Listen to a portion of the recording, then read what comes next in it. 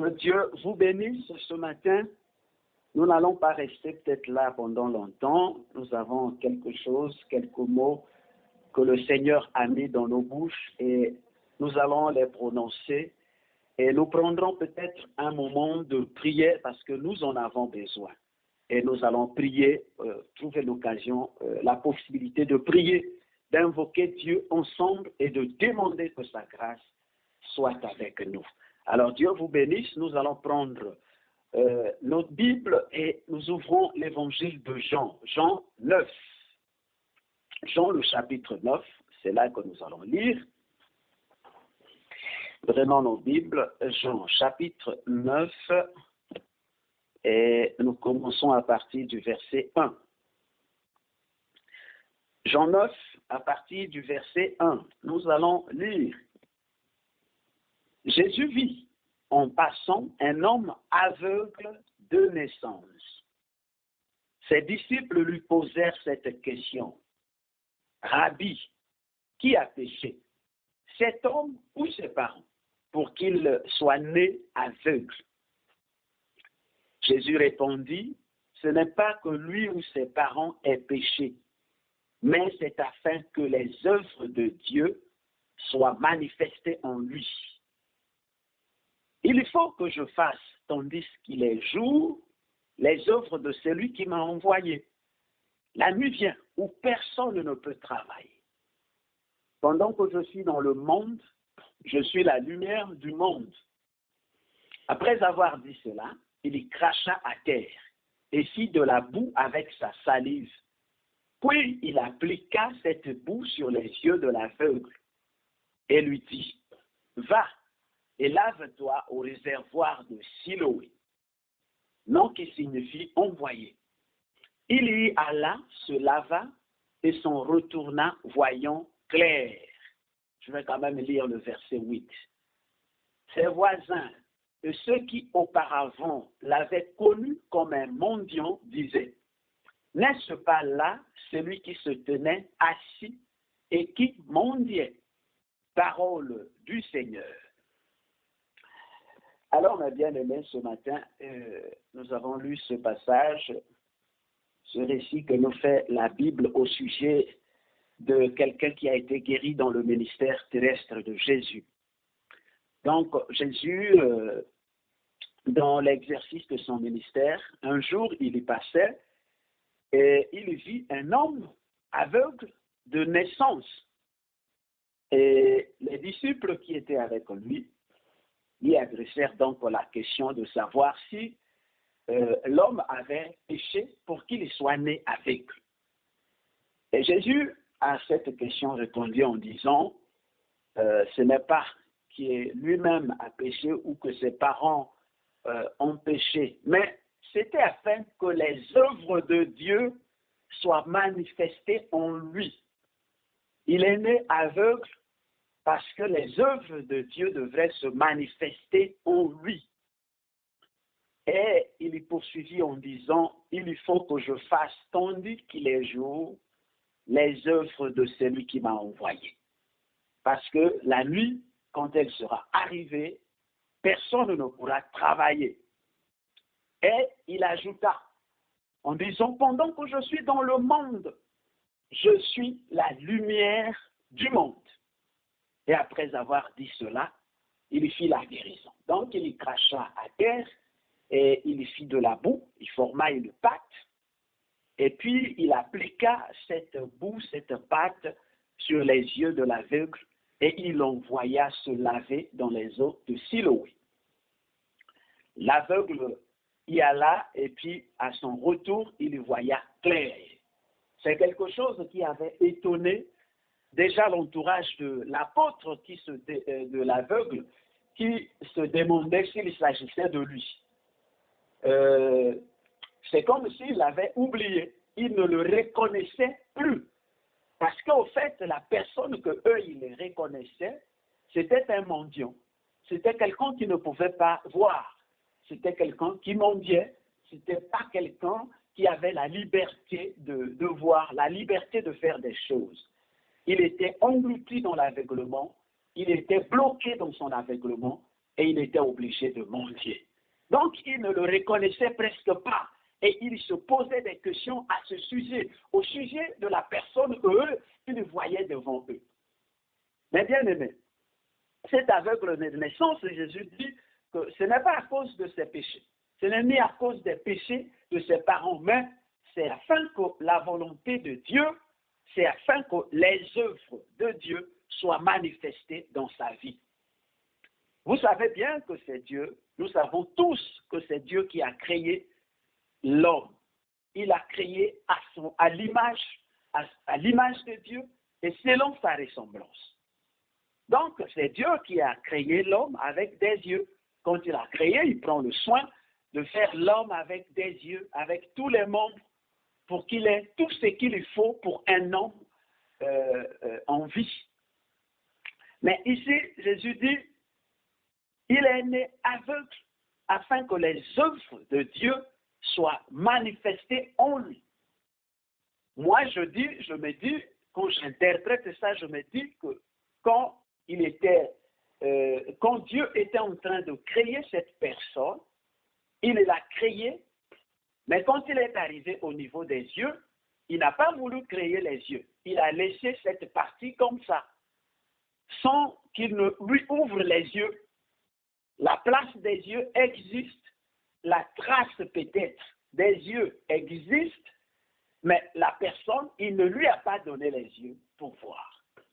Il a réservé cela pour un temps, pour un moment où Christ paraîtra sur terre, afin que par lui, les œuvres de Dieu soient manifestées dans l'aveugle. C'est ce que je crois comprendre quand je lis cette parole, quand je lis ce texte. Et cette personne, donc, par le ministère de Jésus, pendant que Jésus était en train de passer, il voit un aveugle, il voit cet aveugle. Au fait, le Seigneur connaît. Il voit cet aveugle, cet homme aveugle. L'aveugle n'était pas en train de chercher Jésus. Il n'était pas venu vers Jésus. Mais il était assis, certainement en train de mendier, comme d'habitude. Il attendait que les passants, les gens qui passent par là, lui offrent quelque chose, la nourriture, peut-être de l'argent, ainsi de suite. Donc il mendiait. Il n'attendait pas la guérison. Il n'attendait pas la guérison. Il n'attendait pas le miracle. Mais il attendait quelque chose, la nourriture. Il attendait ce qu'il a l'habitude de recevoir de tous ceux qui ont pitié de lui à cause de son état d'aveuglement. Mais Jésus, en passant, le vit. Il voit cet aveugle de naissance. Et les disciples, en le voyant, ils ont eu l'intérêt de poser à Jésus des questions à son sujet. Cet homme qui est aveugle de naissance, nous le connaissons. Pourquoi est-il aveugle? Pourquoi est-il aveugle? Aujourd'hui, je veux parler un tout petit peu de cette partie et puis je veux parler de Jésus qui est la lumière du monde. Mais je passerai rapidement pour parler de la situation de l'aveugle après avoir vu, après avoir recouvré sa vue, après avoir vu quelle était la réaction au fait de l'aveugle. Comment l'aveugle a réagi? Parce que c'était un sujet au niveau des pharisiens, au milieu des pharisiens. Cela a été un scandale, surtout que Jésus avait guéri cette personne le jour du sabbat. Donc les pharisiens ont eu le temps de récupérer la situation pour pouvoir chercher des moyens comme quoi ils devaient condamner Jésus parce que c'est quelqu'un qui n'observait pas le sabbat ou la loi de Moïse. Mais bien aimé, Jésus n'a pas supporté voir cet aveugle. Au fait, quand tu lis, tu comprendras que lorsqu'il dit que les œuvres de Dieu doivent se manifester dans cette personne, ça veut dire que Jésus avait prévu de le guérir. Il avait prévu déjà que cette guérison devait s'opérer pour que Dieu soit glorifié dans cette personne qui était née aveugle. Cette personne qui était née aveugle ne pouvait même pas espérer à une guérison quelconque. Il n'espérait à rien parce qu'il savait que sa situation n'avait pratiquement pas de solution. Il n'y avait aucune solution pour lui et il n'espérait en rien. Mais c'est Jésus, quand il l'a vu, il savait que la personne était dans cet état parce que la gloire de Dieu, parce que les œuvres de Dieu devaient se manifester. Et Dieu devait finaliser par ce moyen l'œuvre de la création qu'il n'avait pas achevée dans cette personne.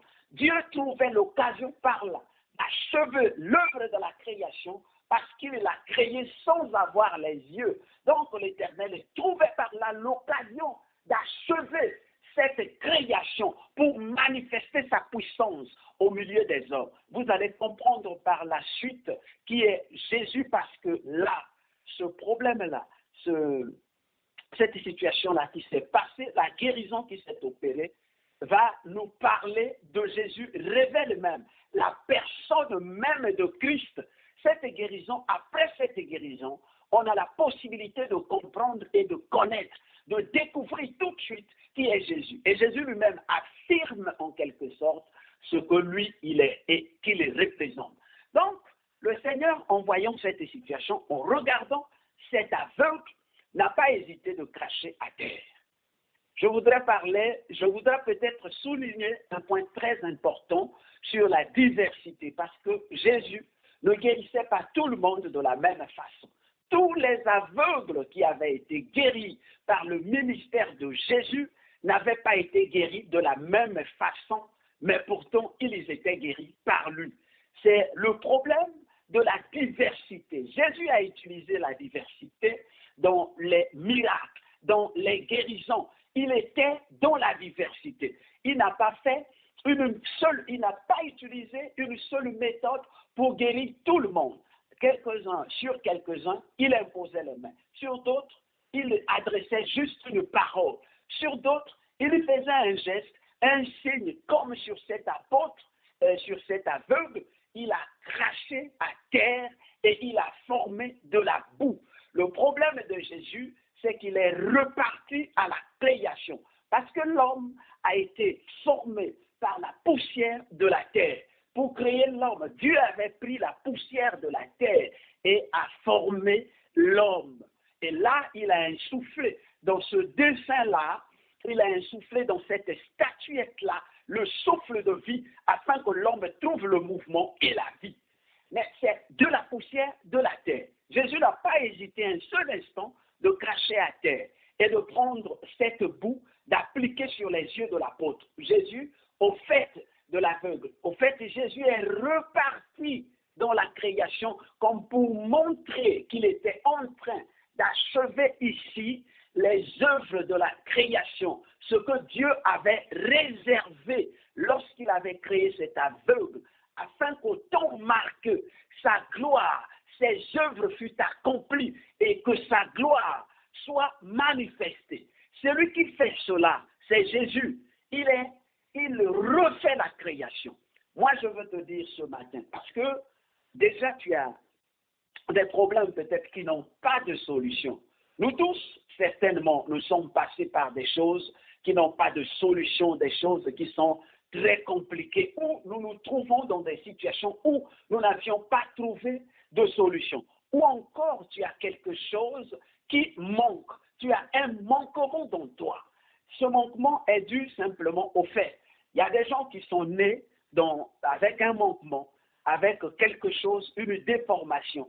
D'autres, par contre, l'ont trouvé pendant qu'ils étaient déjà nés, pendant qu'ils étaient déjà en vie.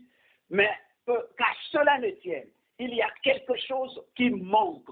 Tu es peut-être malade. Il y a quelque chose qui a été enlevé de toi, qui a été détruit. Il te manque quelque chose. Regarde, ce que le Seigneur a fait, c'est une œuvre de la création. Il a posé ici un acte de la création. Pourtant, l'aveugle, il était là.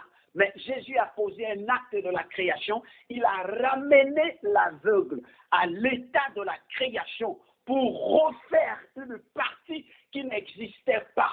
Il a collé sur lui la partie qui n'existait pas, parce que c'est lui-même qui est capable de créer. Jésus est capable de le faire également sur toi. Il n'y a pas que cet aveugle. Sur toi, la même chose peut s'opérer. Sur moi, la même chose peut s'opérer également. Il y a peut-être quelque chose qui fait défaut dans ta vie. Il y a peut-être quelque chose qui te manque dans ta vie. C'est pourquoi vous voyez que Jésus a guéri les paralytiques, que Jésus a guéri les boiteux, que Jésus a guéri des personnes qui étaient déformées, qui étaient nées avec une certaine déformation. Jésus les a guéris simplement pour montrer qu'il était capable de créer, de refaire quelque chose. Même lorsqu'une chose est détruite, Jésus est capable de la refaire. Nous pouvons parler de l'exemple de Lazare qui était mort. Il était enseveli. Son corps était déjà dans la décomposition. Son corps se décomposait déjà. Mais quand Jésus s'est présenté devant le tombeau de Lazare, il a demandé que Lazare sorte vivant. Il a reconstruit le corps de Lazare en état de décomposition. Il l'a reconstruit. Il a remis toutes choses. C'est un acte de la création que lui l'a posé. Moi, je vais vous faire un témoignage, le témoignage d'une de nos sœurs qui est à Brazzaville, la sœur Michel, qui, à la suite d'une infection au niveau des trompes, s'était vue sectionner toutes les deux trompes. Donc, elle s'est retrouvée un moment sans trompe. Ça veut dire qu'elle ne pouvait plus concevoir. Et cette sœur venait d'avoir un nouveau mari parce qu'elle s'était séparée avec son ancien mari. Elle venait d'avoir un nouveau mari qui avait bien envie d'avoir des enfants avec elle. Mais il y avait un problème. C'était impossible que la sœur puisse avoir des enfants. Impossible parce que cette trompe était sectionnée. Cette sœur s'est présentée à l'apôtre avec l'échographie de cette trompe qui était complètement sectionnée et elle a réclamé qu'elle devait avoir des enfants. Elle réclamait avoir des enfants. L'apôtre a prié pour elle et lui a rassuré que Dieu était capable de reconstruire les temples, de les refaire, de les recréer, de remettre tout ce qui a été détruit. Alors, quelques instants après, vous savez, c'était un miracle. C'est exceptionnel. Quelques instants après, la sœur s'est sentie enceinte. Mais elle ne croyait pas. Elle se disait, mais qu'est-ce que je ressens? Il faut bien que j'aille vérifier cela auprès des sages-femmes. Et quand elle est allée à l'hôpital, on a vérifié, les sages-femmes ont vérifié, et elles ont vu qu'elle était enceinte. Tout le monde a crié. Elle a sorti l'échographie de ses trompes. Elle a sorti le dossier médical qu'elle avait. Elle avait ses trompes sectionnées. Donc, elle ne pouvait plus avoir des enfants. Mais à la suite de la prière de l'homme et de Dieu, le Seigneur a reconstruit tout ce qui avait été détruit. Et la sœur, je vous dis aujourd'hui, elle a eu plusieurs enfants après là. Voilà un miracle. Ça veut dire que le Seigneur est capable de refaire même ce qui a été détruit, même là où il y a un manquement, il peut combler ce vide. Parce qu'en fait, les pièces de notre corps, c'est Dieu qui les a créées. Il en a de rechange. Il en a de rechange, des pièces originales. C'est comme toi, tu fais une voiture. Celui qui a fabriqué une voiture a les pièces de rechange. Si, à la suite d'un accident, une pièce est complètement bousillée, tu peux repartir, tu achètes la pièce originale, tu replaces, un mécanicien replace à sa place et la voiture retrouve sa forme initiale. C'est la même chose sur le corps humain. Dieu agit de la même façon. Il est capable de refaire ce que le diable a détruit, ce qui n'existe pas en toi, ce qui manque en toi. Il est capable de te le donner, de le mettre à ta disposition parce qu'il s'agit de Dieu, c'est lui qui a créé l'homme. Écoutez la réponse de Jésus quand il parlait aux pharisiens. Il dit aux pharisiens, vous pouvez détruire ce temple et moi je le rebâtirai en 3 jours. Jésus parlait de lui-même, il parlait de sa mort et de sa résurrection. Vous pouvez me tuer, m'engloutir, mais en 3 jours, je vais me rétablir. C'est la capacité de la création. Il est capable de refaire, même quand c'est complètement détruit, même quand il n'y a plus d'espoir, même quand rien n'existe, Dieu est capable de le reproduire à l'initial, à l'identique, et de le remettre à sa place. C'est ce que Jésus a fait sur cet apôtre. Cela prouve qu'il est capable de créer. Et l'œuvre de la création lui appartient. Vous allez comprendre dans la suite. L'œuvre de la création appartient à Jésus. C'est lui, le Seigneur, Jésus, qui est capable de créer. Et celui qui crée, c'est qui? Celui qui crée, c'est Dieu. Ensuite, Jésus, il parle de la lumière du monde. C'est à l'occasion de la situation de cet aveugle que Jésus vient ici parler de la lumière du monde. Ça veut dire quoi? Ça veut dire que le monde entier était plongé dans le noir, plongé dans l'aveuglement. Le monde était privé de la lumière. Quand je parle de la lumière, quand je parle de l'obscurité, je vois tout de suite que le monde était privé de la connaissance des dieux. Il était retenu dans l'aveuglement. Ça veut dire qu'il ne pouvait pas connaître Dieu. C'est pourquoi les Juifs, les pharisiens, les scribes, tous ces gens-là, ils ont lutté contre Jésus. Ils se sont opposés. Ils étaient dans l'aveuglement, retenus par le diable dans l'aveuglement, pour ne pas découvrir la personne de Jésus, pour ne pas le connaître, pour ne pas le comprendre. Jésus est le sauveur du monde, mais pour le connaître, il faut que lui-même, il intervienne, comme il a fait sur cet aveugle. Parce que vous verrez dans la suite que l'aveugle a commencé à connaître qui était donc Jésus, mais après que ses yeux soient ouverts. Il faut donc que Jésus agisse. C'est pourquoi il dit ici, je suis venu dans le monde, je suis la lumière du monde. Je suis la lumière du monde. Si jamais je n'interviens, si jamais je n'apporte cette lumière, le monde ne sera pas éclairé. Et quelque part, vous verrez, c'est toujours, je crois, dans le livre de Jean, où Jésus dit que ceux qui doivent connaître Dieu, ceux qui connaissent Jésus, ceux qui connaissent Dieu, ce sont ceux à qui Dieu lui-même s'est révélé. Si donc, il ne se révèle pas à toi, s'il ne se montre pas à toi, tu ne le connaîtras pas, tu ne le découvriras pas, tu ne comprendras pas qui est Jésus. C'est pourquoi même les Juifs aujourd'hui, même ceux qui étaient au centre, au cœur même du salut, s'opposent parce qu'ils sont dans les ténèbres, ils sont dans l'aveuglement. C'est un aveuglement spirituel qui ne leur permet pas de connaître Jésus, de comprendre qui est-il, de croire en lui, de l'accepter, de le recevoir. Et donc, il y a également cet aspect que je voudrais vous signaler. Quand nous lisons dans le verset 11, la Bible dit ceci. Il répondit, l'homme qu'on appelle Jésus a fait de la boue, a oint mes yeux et m'a dit, va au réservoir de Siloé et lave-toi. J'y suis allé, je me suis lavé et j'ai pu voir. J'ai aimé les traducteurs parce que les traducteurs de la Bible ont repris ce point. Ils ont souligné quelque chose. Ils ont pris cet aspect. Parce que après que la personne soit guérie, les gens qui le connaissaient, les gens sont venus vers lui pour lui poser des questions. Comment tes yeux ont-ils été ouverts? C'est à cette question-là que l'homme répond. Il dit, c'est l'homme qu'on appelle Jésus. Vous voyez ce qu'il dit? Dans un premier temps, c'est ça qu'il dit. C'est l'homme qu'on appelle Jésus qui a fait de la boue, qui a appliqué sur mes yeux et qui m'a envoyé se laver dans les eaux de Siloé. C'est l'homme qu'on appelle Jésus. Pourquoi il dit c'est l'homme qu'on appelle Jésus? Parce que lui, il ne le connaissait même pas.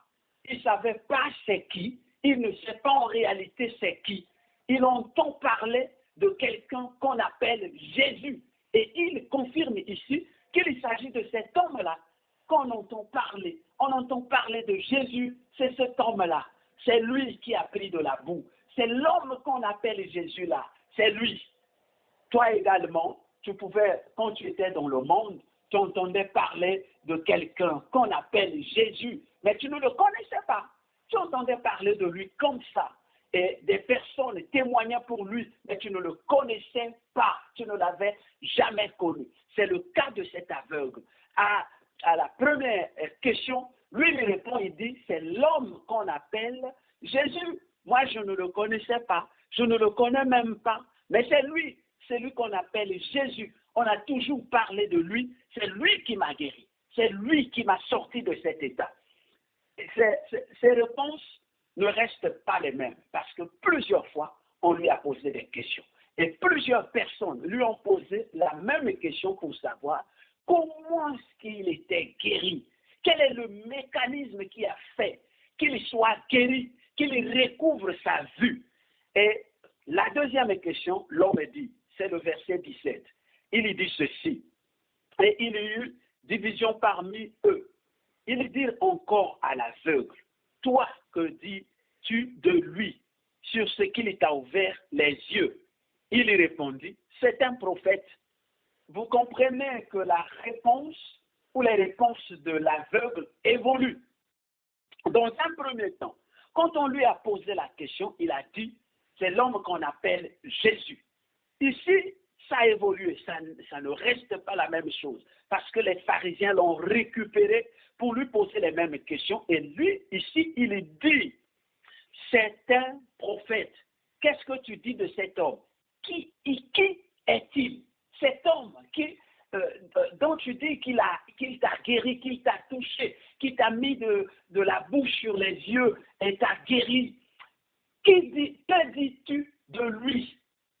Qui est-il? Pour toi, qui est-il? Il dit pour moi, celui-là, c'est un prophète. C'est un prophète. La réaction de l'homme, les réponses sont en train d'évoluer. Dans un premier temps, il a dit, c'est Jésus. C'est l'homme qu'on appelle Jésus. Mais ici, il dit, c'est un prophète. Il lui donne une précision. Prophète, parce que certainement, l'homme a compris que c'est quelqu'un qui fait des choses que personne d'autre n'a jamais fait. Il n'a jamais ouvert les yeux. Et quelqu'un dans le monde n'avait jamais ouvert les yeux d'un aveugle né. Cela était peut-être réservé aux prophètes. C'est ce que croit l'homme. Il dit non, ça c'est un prophète. Moi, je dis que c'est un prophète. C'est un prophète. C'est celui qui doit porter le message de Dieu. C'est celui qui doit être envoyé par Dieu. C'est celui qui a un autre style. C'est celui qui a d'autres choses sur lui. Il a d'autres capacités. Il a d'autres compétences que celles des hommes. Il doit être au-dessus des hommes. C'est pourquoi l'homme le dit, il le qualifie de prophète. Il dit, c'est un prophète. Et la troisième fois, quand on lui pose la question, c'est le verset 31, il dit, l'homme dit, nous savons, la Bible dit, nous savons que Dieu n'exauce point les pécheurs. Ça, c'est la réaction de l'homme. Nous savons, parce que les pharisiens ont dit que cet homme, c'est un grand pécheur. Il est en train de violer même la loi de Moïse. C'est un pécheur. Et lui, il réagit en disant, nous savons que Dieu n'exauce point les pécheurs. Mais si quelqu'un l'honore et fait sa volonté, il l'exauce. Voyez la précision que l'homme donne. Vous dites que Dieu n'exauce pas les pécheurs. C'est vrai, il est vrai aussi que Dieu n'exauce pas les pécheurs. Vous pensez que cet homme qui m'a guéri, c'est lui que je proclame comme étant un prophète, la personne qu'on appelle Jésus. Vous pensez que lui c'est un pécheur, mais pourtant c'est lui qui m'a guéri. Et moi je vous confirme que Dieu n'exauce pas les pécheurs, mais il exauce ceux qui l'honorent et qui font sa volonté. Il voulait dire par là que Jésus était l'homme qui faisait la volonté de Dieu. Il a confirmé que Jésus était l'homme qui faisait la volonté de Dieu. Ça évolue encore, ça a encore évolué. Il a commencé par dire, c'est celui que les hommes appellent par Jésus. Ensuite, il a dit, c'est un prophète. Et là, il dit, c'est quelqu'un qui fait la volonté de Dieu. Il est exceptionnel. Les hommes qui font la volonté de Dieu sont des hommes exceptionnels. Ils ne sont pas des hommes ordinaires. Ils sont exceptionnels. Ils sont des hommes qu'on ne trouve pas n'importe comment. Donc, la personne, le gars, le monsieur, l'aveugle, il lui dit non, non, non, c'est pas quelqu'un d'ordinaire comme on voit tous les hommes, mais c'est quelqu'un qui fait la volonté de Dieu parce que là, Dieu l'a exaucé. Il a fait quelque chose qui a réussi. Il a fait quelque chose qui a glorifié Dieu. Donc, il fait la volonté de Dieu parce que Dieu a répondu à sa prière. Et la quatrième fois, mes bien-aimés, c'est le verset 38. Écoutez ce que l'aveugle dit. Et il dit, je crois, je peux lire à partir du verset 35. Jésus apprit qu'il l'avait chassé. Et l'ayant rencontré, il lui dit, crois-tu au Fils de Dieu? Il lui répondit, et qui est-il, Seigneur, afin que je croie en lui? Tu l'as vu? Lui dit Jésus. Et c'est lui qui te parle, c'est lui. Et il lui dit, je crois, Seigneur. Et il l'adora. C'est là. Voyez comment l'aveugle a progressé dans sa façon de voir et de connaître Jésus. Depuis que ses yeux ont été ouverts, il est en train de changer progressivement sa façon de voir et de connaître Jésus jusqu'à ce qu'il a atteint un niveau où il a compris tout de suite par la présentation de Jésus lui-même que ce monsieur qui était devant lui et qui l'avait sauvé la vie, c'était Dieu lui-même, parce qu'il s'est permis de l'adorer quand Jésus l'a parlé. Il a dit, je crois, Seigneur, et la Bible dit, il l'adora. On adore que Dieu. Jésus ici a eu le temps de confirmer à cet aveugle, d'affirmer sa divinité à cet aveugle. Il dit, est-ce que tu crois au Fils de Dieu? Tu crois au Fils de Dieu? L'aveugle dit, mais qui est-il pour que je croie, Seigneur? Je ne le connais pas. Il dit, non, mais tu l'as vu, c'est lui qui est avec toi, c'est lui, le Fils de Dieu. Il dit, oh Seigneur, mais ce n'est pas non seulement le Fils de Dieu, mais c'est Dieu lui-même. C'est pourquoi la personne l'adore. Il a reconnu. Vous voyez comment ça évolue? Les prédicateurs vont comprendre pourquoi il y a cet enchaînement, pourquoi il y a cette progression dans la façon de voir, de l'aveugle, dans la façon de comprendre de l'aveugle. Vous voyez, je disais que si le Seigneur ne t'affranchit pas, si lui-même, il se montre par toi, si lui-même, il ne se révèle pas à toi, tu ne le connaîtras pas. S'il ne t'ouvre pas les yeux pour que tu le connaisses, tu ne le connaîtras pas. C'est ce que Jésus a fait sur cet aveugle. Dès qu'il lui a ouvert les yeux, la personne a commencé à connaître Jésus. Mais tout de suite, il n'a pas compris que c'était Dieu. Il a évolué dans sa façon de voir. Sa vision, sa connaissance a évolué. Et la Bible dit, la connaissance augmentera. Ça veut dire que ça partira d'un point A pour atteindre un point B, pour aller au point C, et ainsi de suite. La connaissance va augmenter. Il s'agit ici de la connaissance de la personne de Jésus qui n'est donnée que par lui-même. Et Jésus, il révèle ceux à qui il veut révéler. Jésus peut t'ouvrir les yeux. Il peut te sortir de l'aveuglement naturel. Parce que nous étions tous dans l'aveuglement naturel, étant nés dans la forme, dans la nature adamique, qui nous retenait dans l'obscurité, qui nous retenait dans l'aveuglement. Mais quand le Seigneur nous a connus, il s'est montré à nous, il nous a ouvert les yeux, il nous a déliés, ce qui nous liait, ce qui nous retenait dans l'obscurité. Nous commençons à voir, nous commençons à dire, à connaître la personne de Jésus, à invoquer son nom, à citer même son nom. Jésus, je crois en toi. Et nous évoluons progressivement dans notre façon de le voir, dans notre façon de le comprendre.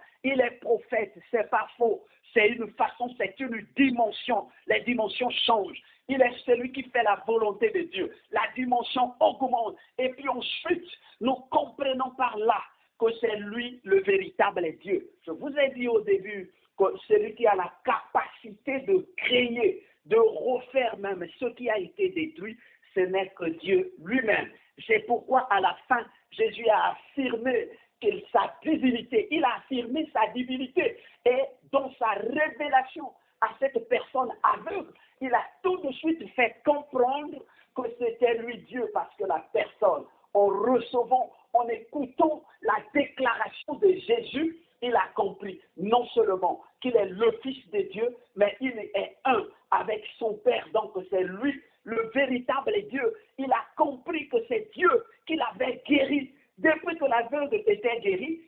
n'avait pas adoré Jésus, je ne sais pas.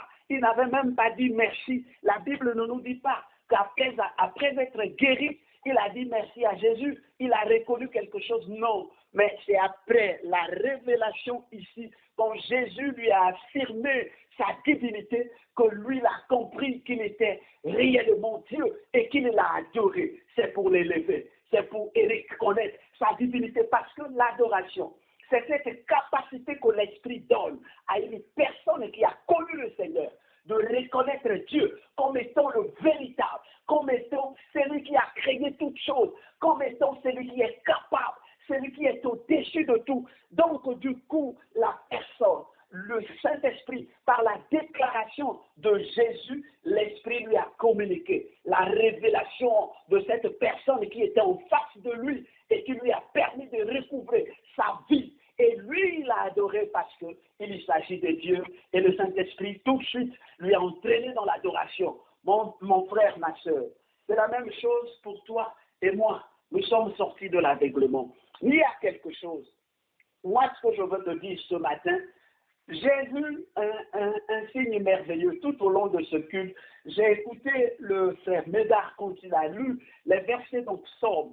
J'ai écouté attentivement. J'ai suivi les choristes, les chanteurs, quand ils ont chanté. J'ai écouté qu'il y avait quelque chose. Il y avait un message pour la journée d'aujourd'hui. Un message qui vient pour combler tes attentes. Je crois, je ne connais pas ton problème. Je ne sais pas ce que tu as. Je ne sais pas qu'est-ce qui manque dans ta vie. Je ne sais pas ce qui a été détruit dans ta vie. Je ne sais pas ce qui s'est écoulé dans ta vie. Mais une seule chose que je veux te dire et ce que je sais, c'est que Jésus, c'est lui Dieu. Il l'a affirmé ici. Et l'aveugle a reconnu cela. Toi aussi, reconnais que c'est lui Dieu. Il est en face de toi comme il était en face de l'aveugle né, qui n'avait aucune solution dans le monde, qui ne pouvait espérer à rien. Mais lorsque Jésus s'est présenté à lui, il lui a ouvert les yeux, il lui a donné la solution. Il est capable de le faire pour toi, comme pour moi ce matin. Cela ne nécessite pas que tu sois en jeûne, cela ne nécessite pas que tu aies passé des moments dans la prière. L'aveugle n'a pas passé des moments de jeûne, il n'a pas passé une consécration quelconque. Il était dans son aveuglement. Mais la seule chose, c'est que Jésus passait par là. Aujourd'hui, Jésus passe par là. Et ce que tu as, certainement, moi je le dis, je crois dans ma foi, que la situation que tu as, que le manquement que tu observes dans ta vie est là pour que les œuvres de Dieu aussi soient glorifiées dans ta vie et que tu sois désormais un témoignage vivant, un témoignage merveilleux, un témoignage pour la gloire de Dieu, parce que l'aveugle est resté un témoignage merveilleux pour la gloire de Dieu, un témoignage pour les œuvres manifestées de Christ en lui, un témoignage qui a marqué et qui a révélé clairement qui était Jésus, qui était la personne de Jésus, celui qui marchait pour l'évangélisation, qui était-il? Ce témoignage a révélé qu'il était Dieu. Ta situation également, ton problème également va révéler que celui en qui tu crois, c'est le véritable Dieu. Ce n'est pas un Jésus que les hommes ne connaissent pas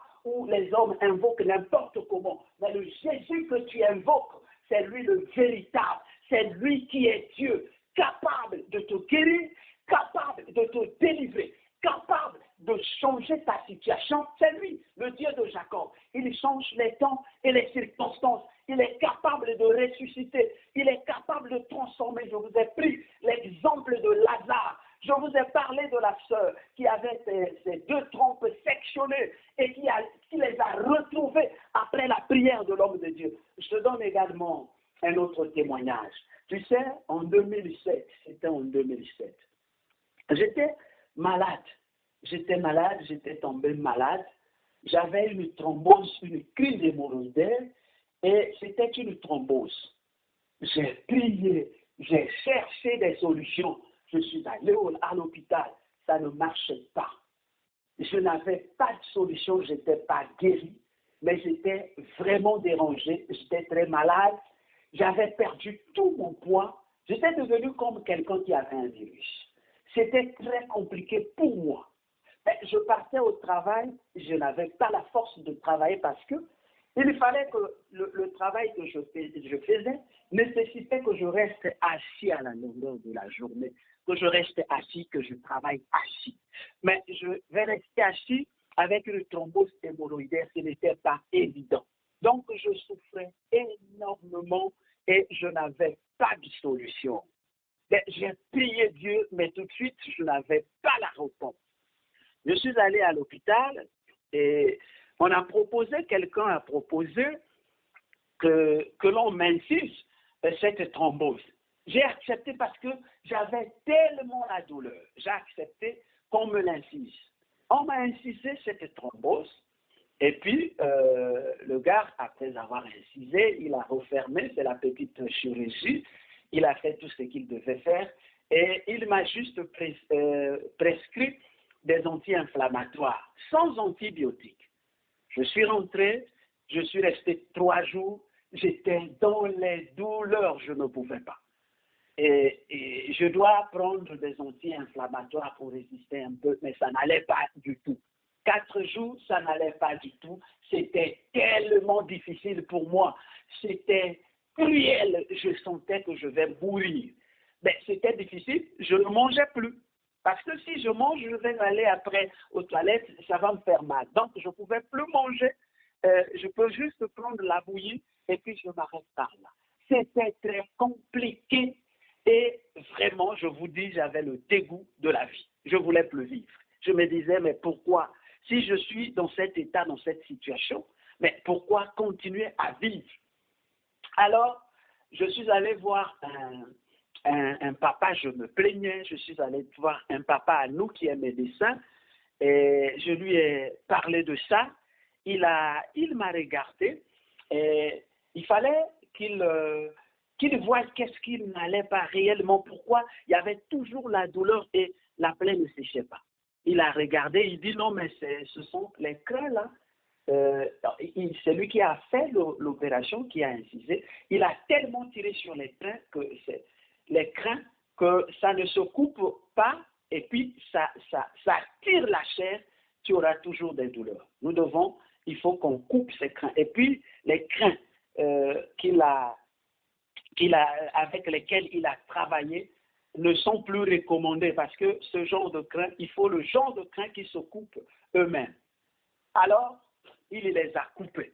Quand il les a coupés, j'ai respiré un peu. J'ai senti que vraiment, ça a commencé à diminuer.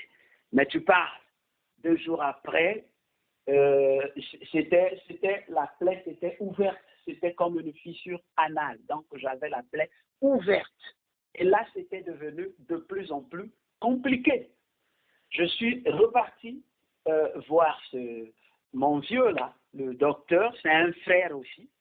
Alors, je suis allé, je l'ai vu, il m'a dit non, t'inquiète, il y a des antibiotiques, moi je vais te faire des injections ici, des antibiotiques qui vont faire sécher la plaie. Je dis ok, mais tant mieux. Il m'a fait les injections, effectivement, la plaie a séché. Mais je vous dis, 3 jours après le traitement, je vois la plaie s'ouvrir une fois de plus. Oh là là, mon Dieu, qu'est-ce que je vais faire? C'était très compliqué, j'étais encore dans les douleurs. Mais comment la plaie a repris? Qu'est-ce qui se passe? Je ne comprends rien. La plaie a repris, je suis allé une fois de plus chez lui. Il a changé d'antibiotique. Il a pris une autre qualité et il m'a fait l'injection. 2 jours comme ça après, ça a séché. Et je suis resté 2, 3, 4, peut-être 5 jours. La plaie est revenue à l'initiale. Et là, c'était vraiment ce qu'on appelle la galère.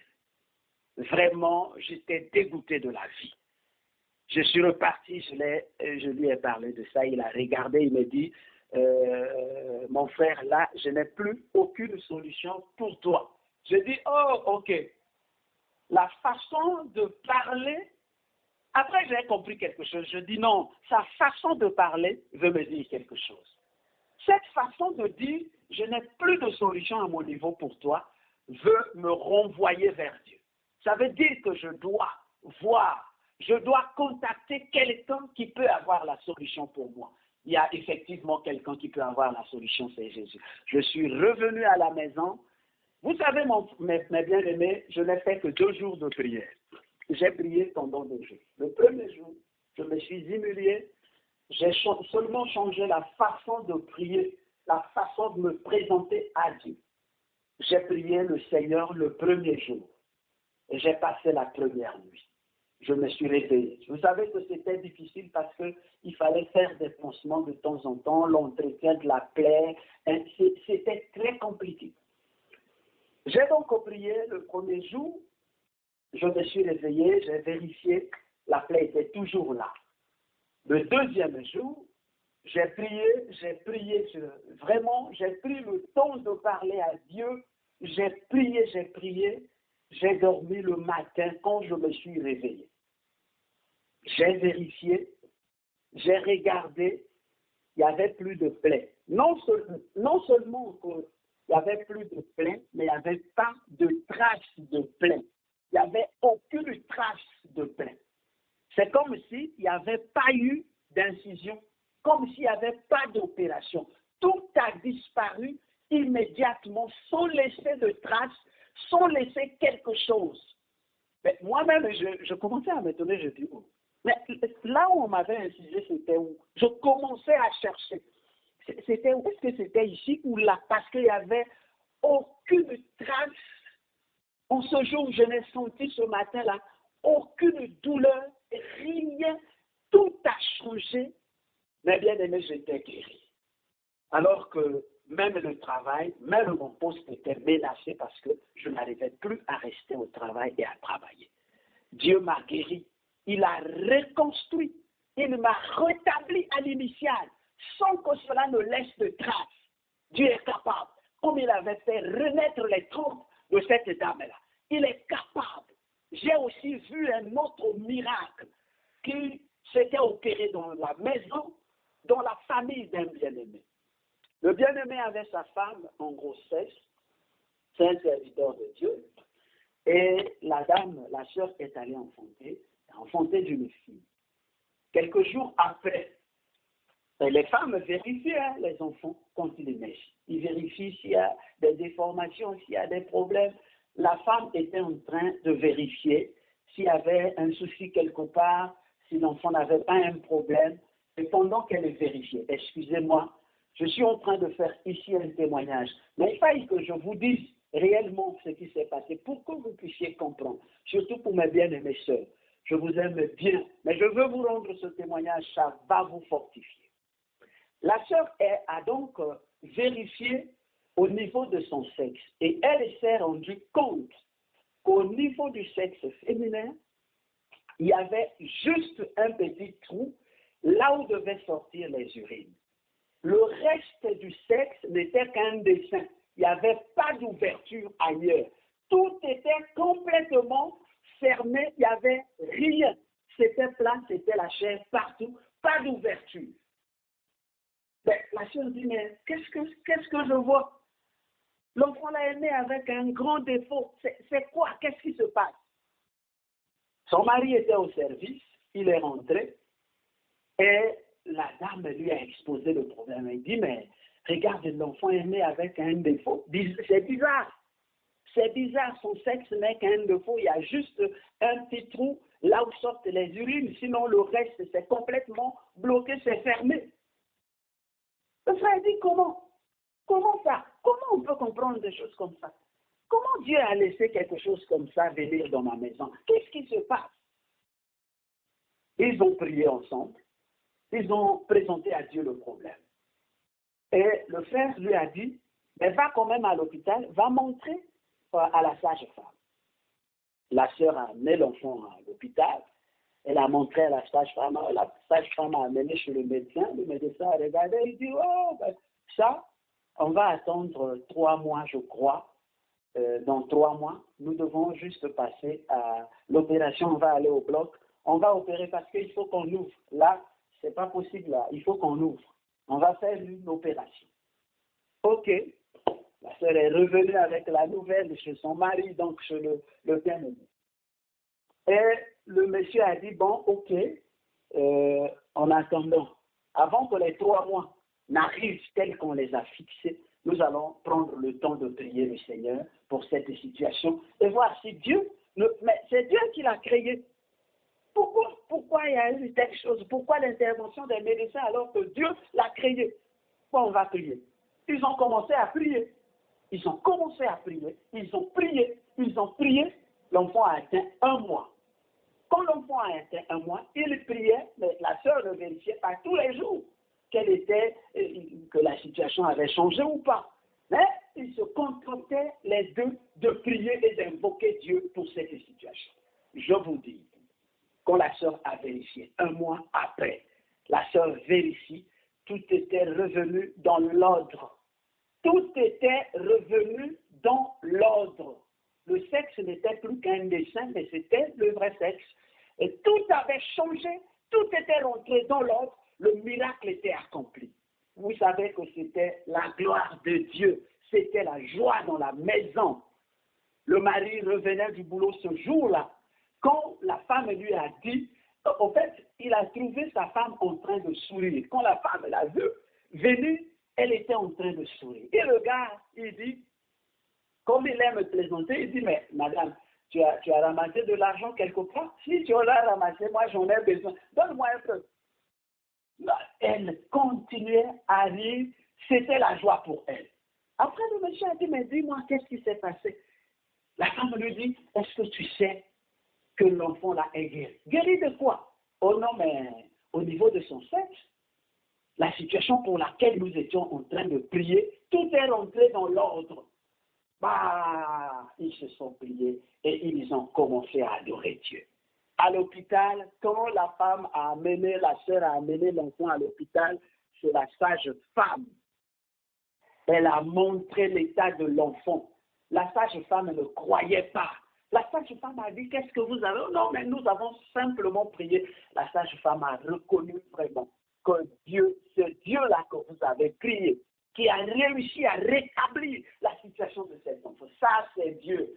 Ça, c'est lui-même le Créateur. C'est la même chose pour toi. Ne crains pas. Ne crois pas que ces miracles-là ne s'accomplissent que pour d'autres, pas pour toi. Non, également pour toi. Ces miracles peuvent s'accomplir parce que la personne en qui tu crois, c'est le véritable Dieu. Il est capable de créer, de refaire une chose, de changer la situation. Moi, je veux que tu le comprennes. Je veux que tu comprennes cela. Ce n'est pas un effort que tu vas faire ce matin. Il n'y a pas d'effort. Il n'y a pas d'effort. Jésus a fourni tous les efforts pour toi. La seule chose, c'est que ta situation va changer. La seule chose, c'est que tu comprennes que c'est Dieu qui est devant toi ce matin et il veut changer vraiment ta situation. Lève-toi, nous allons prier. Lève-toi, on va prier. Lève-toi là où tu es. Si tu as un problème, tu as une maladie, si c'est une maladie, si c'est une déformation, quelque chose qui te manque dans ton corps, dans ton organisme, tu vas simplement toucher là où il y a la situation, là où il y a le manquement, là où il y a la déformation. Touche là, pose ta main là. Tu n'as aucun effort à fournir, il n'y a rien du tout. Celui qui est devant toi, tu le reconnais, c'est Dieu. Ce n'est pas quelqu'un d'autre. Jésus, c'est lui Dieu, le véritable. Tu as vu l'enchaînement du raisonnement de cet aveugle. Il avait compris dès que les écailles étaient tombées de ses yeux, dès que ses yeux étaient ouverts, il avait compris que Jésus, c'est lui Jésus, c'est le prophète, c'est l'homme qui fait la volonté de Dieu et c'est lui Dieu, il l'a adoré. Toi aussi comprends que la personne qui est devant toi, c'est Dieu et que tu dois simplement l'adorer. La situation va rentrer dans l'ordre, tout va rentrer dans l'ordre. Le changement va se réaliser ce matin. Je veux que tu touches la partie où il y a un problème, où il y a un manquement, où il y a une déformation. Et que ceux qui ont des problèmes, des démarches, des situations qui ne marchent pas, levez seulement vos mains là où vous êtes. Restez dans un endroit calme. Fermez vos yeux. Le Seigneur lui-même, il est en train de passer par là, comme il passait par le chemin où l'aveugle était assis. Jésus passe par ton chemin. Il passe par là où tu es debout. Il passe par là où tu te trouves. Parce qu'aujourd'hui, c'est ton jour. C'est le jour où les œuvres de Dieu doivent s'accomplir dans ta vie. Maintenant, lève ta main droite. Tu es debout, tu es levé avec moi. Lève ta main droite. Tu vas simplement répéter ma prière. Tu vas prier avec moi. Tu vas répéter ma prière. Et ensuite, je vais dire un mot à Dieu pour toi. Nous allons prier. Vous allez répéter après moi. Seigneur Jésus, je crois en toi parce que je sais que tu es le véritable Dieu. Tu es Dieu, tu n'as pas changé depuis le commencement. C'est toi, Seigneur, qui m'avais créé à ton image et selon ta ressemblance. Et c'est toi qui as fait de moi ce que je suis. Toute la création est entre tes mains et elle est soumise à toi. Père Tout-Puissant, après avoir écouté ce message, je crois que tu as emprunté mon chemin ce matin et que tu es en train de passer par là où je suis. Et tu connais mon état. Tu sais que je suis dans cet état pour que les œuvres de Dieu s'accomplissent, se réalisent dans ma vie et que je sois devenu un vrai témoignage pour le monde. Le témoignage de ton amour, le témoignage de ta puissance, le témoignage de ta vie. Je crois en toi, Seigneur. Je crois que tu es Dieu. Et je suis là pour t'adorer. Je suis là de répondre mon cœur pour t'adorer, toi le véritable Dieu. Au nom de Jésus, je prie. Maintenant, écoute, je vais prier pour toi. Je vais dire un mot à Dieu pour toi. Père Tout-Puissant, tu nous as confirmé ce matin que tu devais passer par nous. Tu devais passer par le chemin de chacun de nous. Tu connais pour chacun notre état, notre situation. Tu connais les manquements, tu connais les déformations, les dysfonctionnements que nous avions eus, qui sont pour certains humains, pour d'autres, nous les avions eus pendant le cours de la vie. Seigneur, tu sais toutes ces choses. Et nous croyons que ces choses sont là pour faire éclater ta gloire et permettre que les œuvres que toi tu portes, qui sont les œuvres de Dieu, se manifestent dans notre vie. C'est pourquoi ce matin, Père Tout-Puissant, dans le nom de Jésus, et selon le pouvoir que tu nous as conféré, selon que tu nous as donné d'intervenir dans de telles situations et de prier pour de tels cas, d'invoquer ton nom et de demander ta grâce pour tous ceux qui se retrouveraient dans de telles situations. Dans le nom de Jésus, je viens te prier et je veux que tu déploies maintenant ta main puissante à ton passage sur le chemin de chacun d'entre nous pour que tu touches, Père Tout-Puissant, dans la diversité de miracles, dans la diversité de guérisons, et que l'onction libère une capacité qui va produire des miracles ce matin. Je veux qu'ils se produisent des miracles. Je souffle donc l'onction des dieux et je veux qu'elle crée un impact positif en menant à la guérison, conduisant au miracle, conduisant à la guérison, conduisant au rétablissement, à la restitution, à la reconstruction, dans le nom du Seigneur Jésus de Nazareth.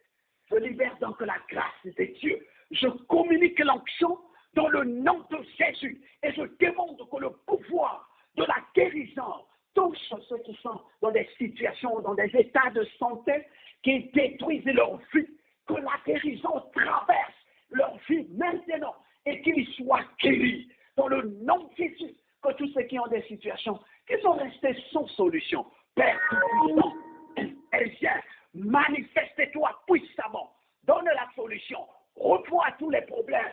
Nous avions connu, parce que tu nous as ouvert les yeux, que c'est toi, Dieu, qui donc peut résister à ta présence.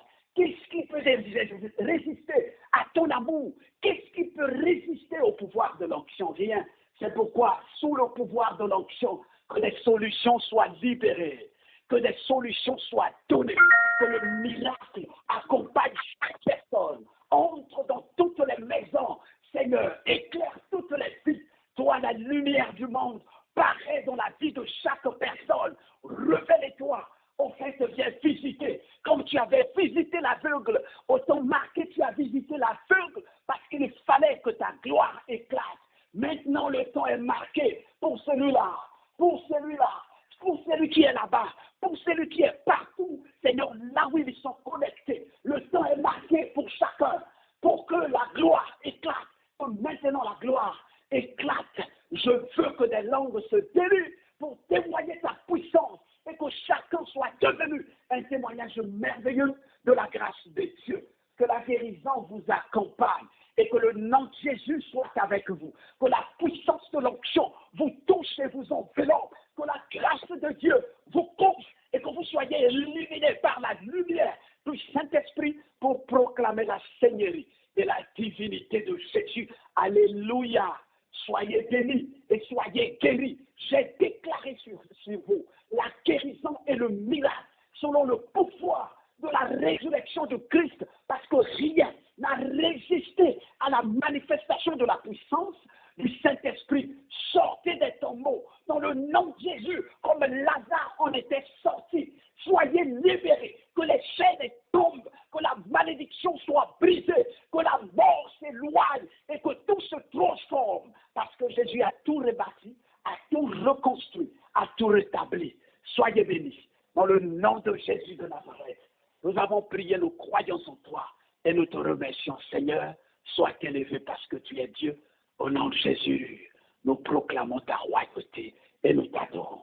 Tu es merveilleux. Au nom de Jésus, nous avons prié. Amen. Amen. Acclamons le Seigneur. Acclamons, acclamons, acclamons. Très, très, très, très fort. Des acclamations appuyées.